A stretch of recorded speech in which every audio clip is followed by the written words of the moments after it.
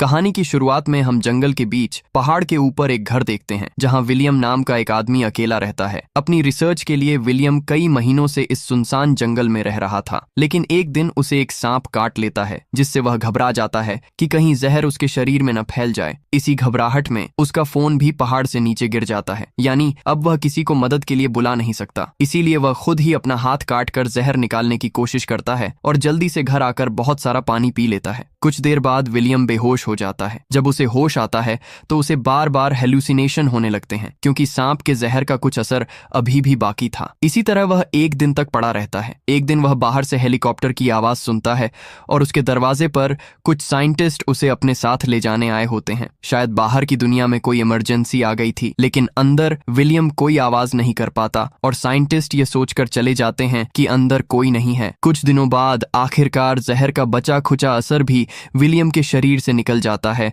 और वह खुद को हेल्थी महसूस करने लगता है। हालांकि हो सकता है कि उसके शरीर में अभी भी थोड़ा जहर बाकी हो। फिर भी वह अपनी गाड़ी स्टार्ट करता है और वापस शहर की तरफ निकल पड़ता है। लेकिन जब वह शहर पहुंचता है तो पूरी तरह हैरान रह जाता है। वह देखता है कि शहर पूरी तरह बदल चुका है। किसी भी सड़क पर एक भी इंसान जिंदा नहीं है। पूरी दुनिया का सामान बिखरा पड़ा था। देखकर लगता है कि यहाँ कोई बहुत बड़ा हादसा हुआ था। लेकिन डरावनी बात यह थी कि सड़कों पर हजारों गाड़ियां बंद पड़ी थीं और उन गाड़ियों के अंदर मौजूद सारे लोग मरे हुए थे। तभी उसकी नजर रोड साइन पर पड़ती है। असल में कुछ दिन पहले पूरी दुनिया में एक बहुत भयानक वायरस फैल गया था, जो बहुत तेजी से फैलने की वजह से धरती पर मौजूद लगभग सभी इंसानों को इन्फेक्टेड कर मार चुका था। इसलिए अब न कोई गवर्नमेंट थी, न कोई लॉ, न कोई रूल्स। खैर, विलियम अपने घर पहुंचता है और देखता है कि उसके पेरेंट्स भी कुछ दिन पहले ही मर चुके हैं। विलियम कुछ देर हकीकत को स्वीकार करता है, फिर अपने घर के पास ही अपने माँ बाप के लिए कब्र खोदता है। कुछ दिन बीत जाते हैं और विलियम समझ जाता है कि इस शहर में उसके अलावा कोई और जिंदा नहीं है, लेकिन उसे उम्मीद थी कि उसके अलावा भी कहीं न कहीं कुछ लोग जिंदा होंगे जो उस वायरस से इम्यून रह गए होंगे। सेफ्टी के लिए विलियम अपने साथ एक गन और कुछ सप्लाई लेकर लास वेगस की तरफ निकल पड़ता है। रास्ते में जो ब्रिज शहर आने जाने का जरिया था वह भी ब्लॉक था, इसीलिए विलियम को बहुत लंबा सफर तय करके दूसरे रास्ते से लास वेगस पहुंचना पड़ता है। लेकिन यह शहर भी खाली पड़ा था। यहाँ कोई नहीं था। बड़े बड़े होटल और कसीनो बिल्कुल सूने थे। आखिरकार विलियम थक कर एक फेमस होटल में रहना शुरू कर देता है। अब क्योंकि यहाँ उसके लिए सब कुछ फ्री था, इसलिए वह महंगी महंगी वाइन पीने लगा है। लेकिन अगले दिन रात को उसके पास दो सर्वाइवर आते हैं, मिल्टन और एन, जो विलियम की तरह उस वायरस से इन्फेक्टेड नहीं हुए थे। वे बताते हैं कि पिछले कुछ दिनों से वे भी ऐसे ही महंगे होटल में रह रहे हैं। मिल्टन उसे आखिरी टीवी ब्रॉडकास्ट दिखाता है, जिसमें बताया गया था कि साइंटिस्ट इस नए वायरस का कोई एंटीडोट नहीं बना पाए। इसके बाद अलग अलग देशों में सिविल वॉर शुरू हो गए। लोग दवाइयों के लिए एक दूसरे को मारने लगे और कुछ ही दिनों में दुनिया के सारे इंसान या तो वायरस से मर गए या फिर खून खराबे में। साथ ही विलियम को पता चलता है कि वायरस आने के बाद मिल्टन और एन आज पहली बार किसी जिंदा इंसान को देख रहे हैं, यानी अब धरती पर जिंदा बचे लोगों की संख्या बहुत ही कम है। वह यह भी जानता है कि इतने दिनों अकेले रहने की वजह से मिल्टन और एन की मेंटल हालत खराब हो चुकी है। एन यहाँ रिवील करती है कि उसने वीडियो कॉल पर अपने पति और बच्चे को मरते हुए देखा था, जिसकी वजह से उसकी जीने की उम्मीद ही खत्म हो गई है। अब विलियम कुछ दिनों तक उनके साथ उसी महंगे होटल में रहने लगता है। इतने महंगे और ब्रांडेड कपड़े फ्री में पड़े होने के बावजूद विलियम को अब कुछ भी अच्छा नहीं लगता। ऐसा लगता है जैसे ब्रांड की कीमत भी इंसानों के साथ ही खत्म हो गई हो। मिल्टन बताता है कि वह एक बड़ा बिजनेसमैन था, उसने बहुत कुछ कमाया था, लेकिन अब न उसके पास उसकी शोहरत है और न ही उसका फैमिली। मिल्टन अपने साथ एक गन रखता है ताकि उसकी मदद से वे तीनों अपनी जिंदगी खत्म कर सकें। ये सुनते ही विलियम घबराकर बाहर चला आता है, क्योंकि वह अभी भी जीना चाहता था। तभी उसे पीछे से गोली चलने की आवाज सुनाई देती है, यानी मिल्टन और एन ने खुद को खत्म कर लिया था और इस तरह विलियम फिर से बिल्कुल अकेला रह जाता है। विलियम को लगने लगता है कि अब पूरी दुनिया में वही अकेला इंसान बचा है। वह गाड़ी बहुत तेज चलाकर शहर से बाहर निकल जाता है। रास्ते में उसे एक कुत्ता दिखाई देता है, जिसे वह अपना साथी बनाकर अपने साथ रख लेता है और उसका नाम लकी रख देता है। इसके बाद वह लाइब्रेरी जाकर कुछ सर्वाइवल बुक्स ले आता है और अपने पुराने घर लौट आता है, जहां अब वह लकी के साथ रहने लगा है। आसपास के स्टोर में जितना भी खाना बचा था उससे वे काफी समय तक चल सकते थे और आगे चलकर वे खेती करके भी खा सकते थे। समय बीतते बीतते एक साल गुजर जाता है। विलियम और लकी की अच्छी बॉन्डिंग हो जाती है, लेकिन इंसानों के बिना विलियम बहुत बोर होने लगता है। टाइम पास करने के लिए कभी वह जॉगिंग करता है, कभी तैरने चला जाता है। एक समय तो वह अपनी गाड़ी को एक ही जगह पर गोल गोल घुमाता रहता है, लेकिन उसकी यह बोरिंग जिंदगी एक दिन बदल जाती है जब लकी दूर एक घर की तरफ देखकर जोर जोर से भौंकने लगता है। विलियम देखता है कि उस घर से धुआं निकल रहा है तो वह तुरंत गाड़ी लेकर उस जगह की तरफ पहुंचता है। वहां की छत पर एक लड़की गन लेकर उसे डरा देती है। उस लड़की का नाम एमा था, वह भी एक सर्वाइवर थी। विलियम उसे अपने बारे में सब कुछ बताता है जिससे एमा को यकीन हो जाता है कि विलियम से उसे कोई खतरा नहीं है। उनकी बातचीत से पता चलता है कि दोनों ने ही 1 साल से कोई जिंदा इंसान नहीं देखा था। विलियम के साथ जो कुछ भी हुआ था वह सब वह एमा को बता देता है और एमा भी अपनी सर्वाइवल स्टोरी शेयर करती है कि वह कल ही यहाँ आई है और उसे लग रहा था कि इस इलाके में कोई जिंदा इंसान नहीं है। कुछ देर बात करने के बाद विलियम उससे विदा लेने लगता है, लेकिन एमा कहती है, अरे आज रात यहीं रुक जाओ, कितने दिनों बाद कोई जिंदा इंसान मिला है। विलियम भी मान जाता है। फिर विलियम एमा को अपने घर ले आता है। अकेले रहने की वजह से उसने घर का कुछ भी ठीक से ख्याल नहीं रखा था, सब कुछ उल्टा पुल्टा पड़ा था। तो वे दोनों मिलकर घर को दोबारा ठीक करना शुरू करते हैं। पास ही खाने की दुकान थी तो वे वहां जाकर खाने पीने का सामान ले आते हैं। अचानक इस मुलाकात से दोनों के अंदर फिर से जिंदा रहने की उम्मीद जाग जाती है। अब वे साथ में सोकर उठते हैं और रोजमर्रा के अलग अलग काम करते हैं। वे अपने अपने शौक बना लेते हैं ताकि बोर ना हो। इसके अलावा वे जानते थे कि अगर वही धरती के आखिरी कपल हैं तो आबादी बढ़ाने की जिम्मेदारी भी उन्हीं पर होगी। उधर इंसानों के खत्म हो जाने की वजह से हिंसक जानवर अब शहर तक आने लगे थे। समय के साथ विलियम अपने घर पर सोलर पैनल लगा देता है ताकि उनका घर पूरी तरह से रेडी हो जाए। कुछ ही दिनों बाद एमा प्रेग्नेंट हो जाती है। वह बहुत खुश थी, लेकिन विलियम परेशान था। वह सोच रहा था कि क्या इस पोस्ट अपोकलिप्टिक दुनिया में बच्चे को लाना सही होगा या नहीं। ऊपर से डिलीवरी कैसे होगी ये भी एक बड़ी चिंता थी। इसलिए विलियम लाइब्रेरी जाकर बेबी डिलीवरी से जुड़ी किताबें पढ़ने लगता है। समय के साथ उनका घर हर तरह से सेफ हो जाता है। घर में सोलर पैनल लग चुके थे, इसलिए अब वे फ्रिज में खाना स्टोर कर सकते थे। साथ ही वे कई मुर्गियां और कुछ गाय पालना शुरू कर देते हैं जिनसे उन्हें अंडे और दूध मिलने लगता है। उनके पास ही एक बड़ा हरा भरा गार्डन था। इंसानों के खत्म होने के बाद हवा भी अब साफ और शुद्ध हो चुकी थी, लेकिन समय के साथ उन्हें एक बड़ी प्रॉब्लम का सामना करना पड़ता है। दरअसल उनके आसपास के इलाके में चूहों की संख्या लगातार बढ़ती जा रही थी और अब तो वे उनके घर की तरफ आने लगे थे। इसलिए वे घर के आसपास का कचरा जलाने लगते हैं ताकि चूहे पास ना आए। लेकिन जब यह आइडिया काम नहीं करता तो वे अपने पूरे घर को सील कर देते हैं। एक रात एमा कहती है कि वे जल्द ही चूहों का कोई न कोई सॉल्यूशन निकाल लेंगे और फिलहाल वह अपने आने वाले बच्चे को लेकर खुश हैं। अगले कुछ हफ्तों में विलियम दूर दूर से कुछ बिल्लियां लेकर आता है जिससे उनके शहर में चूहों की संख्या कम होने लगती है और आखिरकार वह दिन आ ही जाता है जब एमा की डिलीवरी होती है। वे दोनों इस दिन के लिए बहुत तैयारी कर चुके थे, इसलिए विलियम की मदद से आखिरकार एक हेल्थी बेबी गर्ल पैदा होती है। इसके बाद वे शहर में जाकर अपना एड्रेस पेंट कर देते हैं ताकि अगर कोई और बचे हुए लोग कभी इस शहर में आए तो वह एड्रेस देखकर विलियम के घर तक पहुंच सके। समय बीतते बीतते 6 साल गुजर जाते हैं। एक दिन जब विलियम गाड़ी से घर लौट रहा होता है तो रास्ते में उसकी गाड़ी का एक्सीडेंट एक बाघ से हो जाता है। जब विलियम उस बाघ को ध्यान से देख रहा होता है तभी अचानक उसे एक छोटी लड़की दिखाई देती है जो विलियम को देखकर डर के मारे भागने लगती है। विलियम उसे पकड़ लेता है और कहता है कि वह उसके साथ उसके घर चले, लेकिन वह लड़की बहुत ज्यादा डरी हुई थी, इसलिए विलियम उसे एक सेब देता है। सेब देखकर लड़की को यकीन हो जाता है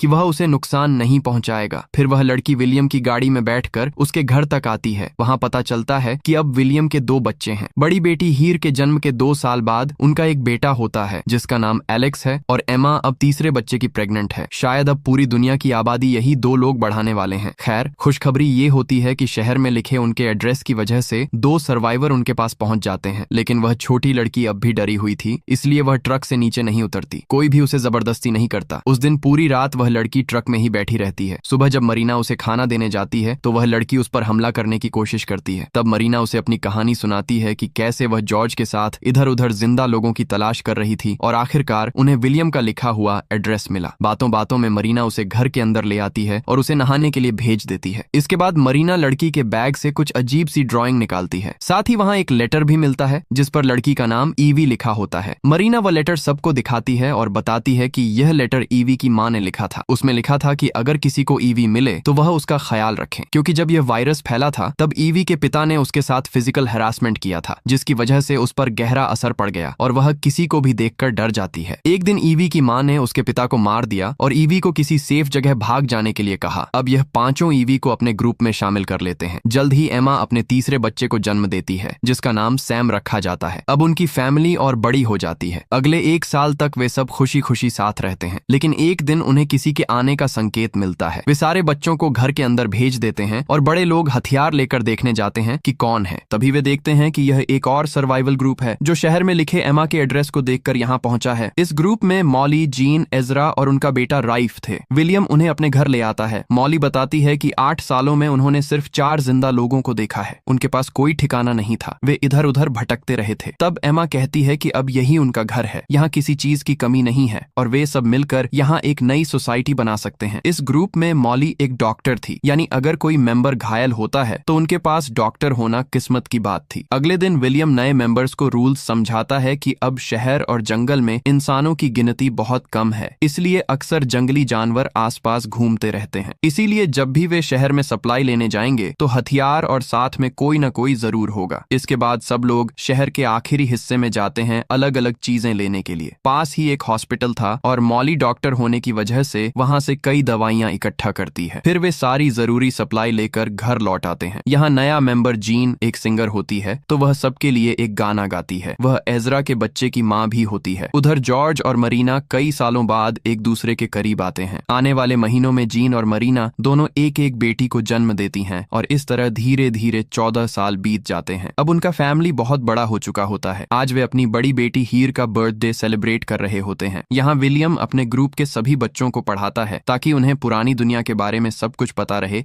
कि पहले जमाने में धरती पर बहुत सारे लोग रहते थे, उनका बिहेवियर कैसा था, वे क्या करते थे और आगे चलकर उन्हें किस तरह जीना चाहिए। ये सारी बातें वह बच्चों को समझाता रहता है। एक दिन वहाँ एक भयानक तूफान आता है। तभी विलियम को याद आता है कि उनका डॉग लकी घर के अंदर नहीं है। विलियम जल्दी से उसे ढूंढने बाहर निकलता है और देखता है कि बेचारा लकी एक पेड़ के नीचे दबकर मर चुका है। ये देखकर विलियम और एमा दोनों बहुत टूट जाते हैं, क्योंकि जब विलियम ने जीने की उम्मीद छोड़ दी थी तब उसे लकी मिला था, यानी एमा से भी पहले लकी उसके साथ था। वे अपने गार्डन में लकी के लिए एक कब्र बनाते हैं और उसे अपने ग्रुप का पहला मेंबर का दर्जा देते हैं। इसके बाद एक दिन जब विलियम अपने बच्चों को खेलते हुए देख रहा होता है तभी एक बाघ उनके गार्डन में घुस आता है। विलियम तुरंत अपने बच्चों को बचाने के लिए उस बाघ के सामने चला जाता है। जब तक कोई उसे बचाने आता तब तक बाघ उसे बुरी तरह घायल करके भाग जाता है। सब मिलकर विलियम को बचाने की कोशिश करते हैं। उसके शरीर से बहुत ज्यादा खून बह चुका था, लेकिन किस्मत से उनके पास डॉक्टर और दवाइयां होने की वजह से विलियम की जान बच जाती है। उधर एमा अपने गन के साथ बाघ को ढूंढकर उसे मार देती है ताकि आगे से वह बाघ किसी को नुकसान न पहुंचा सके। इसके कुछ ही हफ्तों बाद विलियम फिर से काम पर लग जाता है। अब 17 साल पूरे हो चुके हैं और सभी बच्चे काफी बड़े हो गए हैं। विलियम अपने बेटे एलेक्स और सैम को सरवाइव करने के सारे ट्रिक्स सिखा रहा था। इसी बीच एजरा का बड़ा बेटा राइफ विलियम की बेटी हीर को पसंद करने लगता है। वे हमेशा साथ रहते हैं। अब वे अपने फैमिली को बताते हैं कि वे अकेले बाहर दुनिया में घूमने निकलने का फैसला कर चुके हैं। सब जानते थे कि आबादी बढ़ाने की जिम्मेदारी उन्हीं पर है, इसलिए इसमें किसी को कोई आपत्ति नहीं होती। फिर वे दोनों को हथियार और खाना पानी देकर विदा करते हैं। कुछ दिनों बाद उनके पास पानी की कमी होने लगती है। पास के एक डंप में जाकर वे पता करते हैं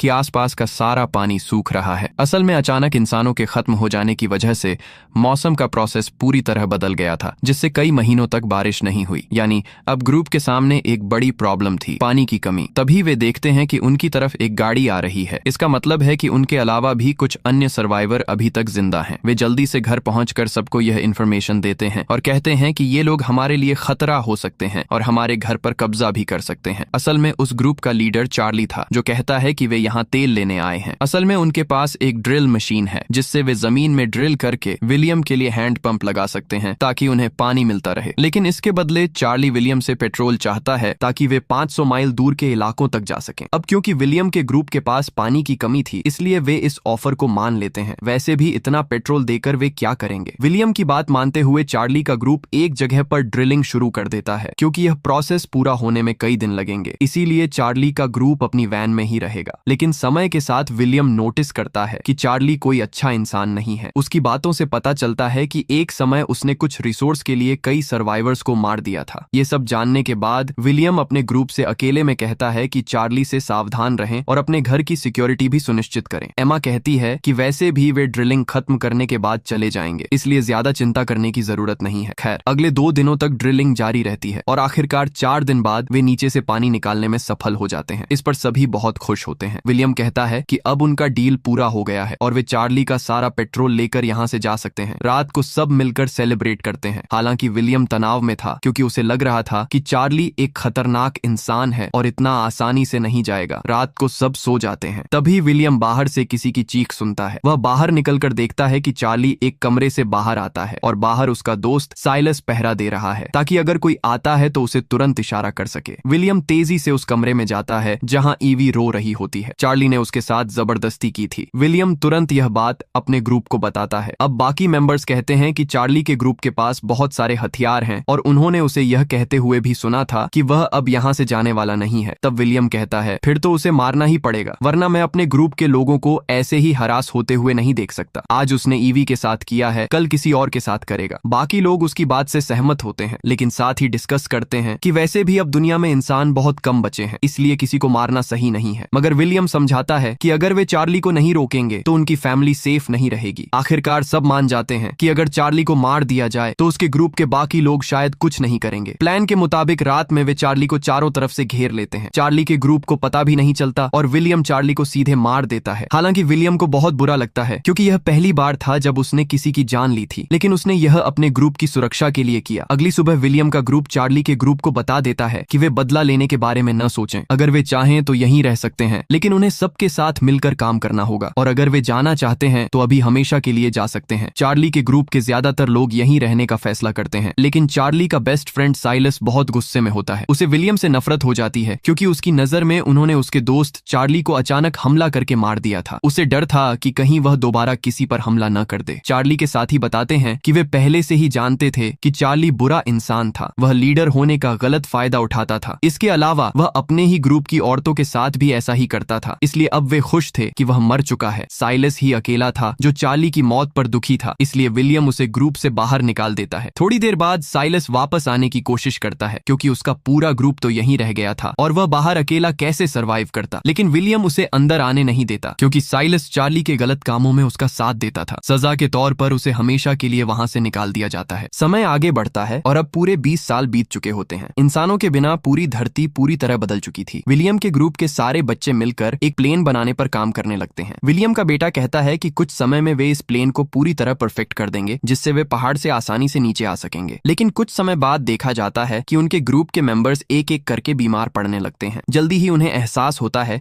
कि आधे से ज्यादा लोग फिर से वायरस से इन्फेक्टेड हो चुके हैं और उनमें वही सिम्टम्स दिख रहे थे जो 20 साल पहले उस वायरस में थे। डॉक्टर मॉली बताती है कि हालांकि वे पहले वाले वायरस से इम्यून हो चुके थे, लेकिन समय के साथ वह वायरस इवॉल्व हो गया है। हालांकि इस नए वायरस का असर इतना पावरफुल नहीं है और वे जल्दी ही इसका कोई न कोई इलाज निकाल लेंगे। जो मेंबर्स अभी ठीक थे वे बीमार लोगों की देखभाल करने लगते हैं। यहाँ विलियम के बेटे सैम की हालत सबसे ज्यादा खराब थी, जिससे सब बहुत टेंशन में थे। इसी बीच एक दिन अचानक उनकी बेटी हियर अकेले घर लौट आती है जो राइफ के साथ बाहर गई थी। हियर अपने सफर की घटनाएं बताती है। वह कहती है कि उसने गाड़ी लेकर शहर के अंदर और बहुत दूर दूर तक का सफर किया। वे रोज नई नई जगहों पर जाकर जिंदा लोगों की तलाश कर रहे थे, लेकिन हर घर और हर शहर में उन्हें कोई नहीं मिला। वे कोशिश कर रहे थे कि कहीं कोई जिंदा इंसान मिल जाए, लेकिन एक दिन जब वे किसी पहाड़ पर कैंपिंग कर रहे थे तभी उन्होंने एक आदमी को देखा। वे उसका पीछा करने लगे, लेकिन तब तक वह आदमी वहां से निकल चुका था। कुछ समय बाद वही आदमी पीछे से आता है